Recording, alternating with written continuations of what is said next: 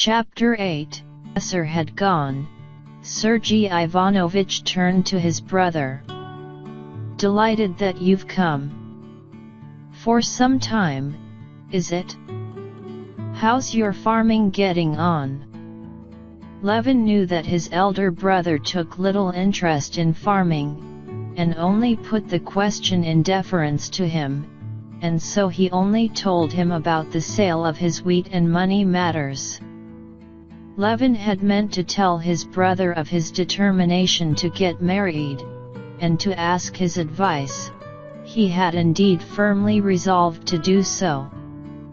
But after seeing his brother, listening to his conversation with the professor, hearing afterwards the unconsciously patronizing tone in which his brother questioned him about agricultural matters, their mother's property had not been divided, and Levin took charge of both their shares.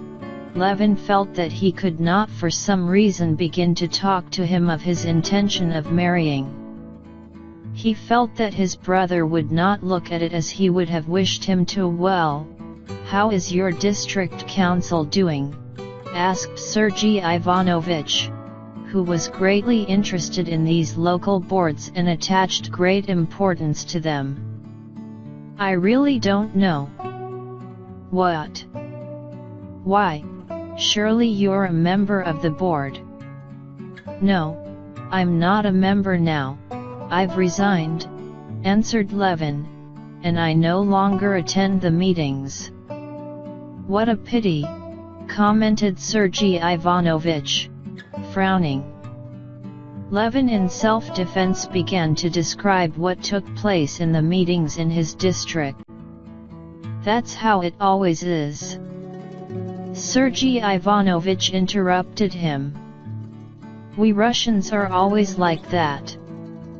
Perhaps it's our strong point, really, the faculty of seeing our own shortcomings, but we overdo it. We comfort ourselves with irony which we always have on the tip of our tongues. All I say is, give such rights as our local self-government to any other European people, why, the Germans or the English would have worked their way to freedom from them, while we simply turn them into ridicule."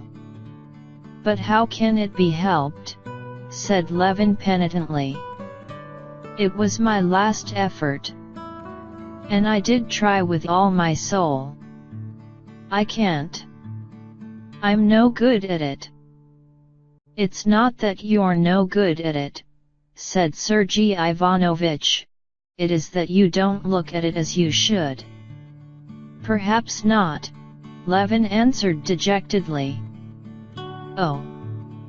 Do you know Brother Nikolai's turned up again?"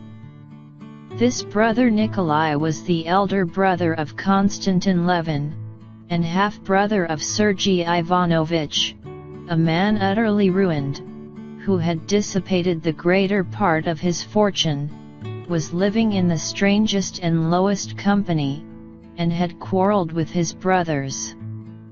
"What did you say?" Levin cried with horror. "How do you know?"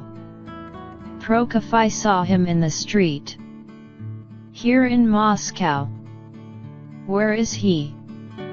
Do you know?" Levin got up from his chair, as though on the point of starting off at once. "I am sorry I told you," said Sergei Ivanovich, shaking his head at his younger brother's excitement. "I sent to find out where he is living, and sent him his IOU to Trubin, which I paid. This is the answer he sent me. And Sergei Ivanovich took a note from under a paperweight and handed it to his brother. Levin read in the queer, familiar handwriting, "I humbly beg you to leave me in peace. That's the only favor I ask of my gracious brothers. Nikolai Levin." Levin read it, and without raising his head stood with the note in his hands opposite Sergei Ivanovich. There was a struggle in his heart between the desire to forget his unhappy brother for the time, and the consciousness that it would be base to do so. "He obviously wants to offend me," pursued Sergei Ivanovich, "but he cannot offend me, and I should have wished with all my heart to assist him, but I know it's impossible to do that." "Yes, yes," repeated Levin. "I understand and appreciate your attitude to him, but I shall go and see him." "If you want to, do, but I shouldn't advise it," said Sergei Ivanovich. "As regards myself, I have no fear of your doing so. He will not make you quarrel with me, but for your own sake, I should say you would do better not to go. You can't do him any good, still, do as you please." "Very likely I can't do any good, but I feel especially at such a moment, but that's another thing, I feel I could not be at peace." "Well, that I don't understand," said Sergei Ivanovich. "One thing I do understand," he added, "it's a lesson in humility. I have come to look very differently and more charitably on what is called infamous since brother Nikolai has become what he is." "You know what he did?" "Oh, it's awful, awful," repeated Levin. After obtaining his brother's address from Sergei Ivanovich's footman, Levin was on the point of setting off at once to see him, but on second thought he decided to put off his visit till the evening. The first thing to do to set his heart at rest was to accomplish what he had come to Moscow for. From his brothers Levin went to Oblonsky's office, and on getting news of the Shcherbatskys from him, he drove to the place where he had been told he might find Kitty.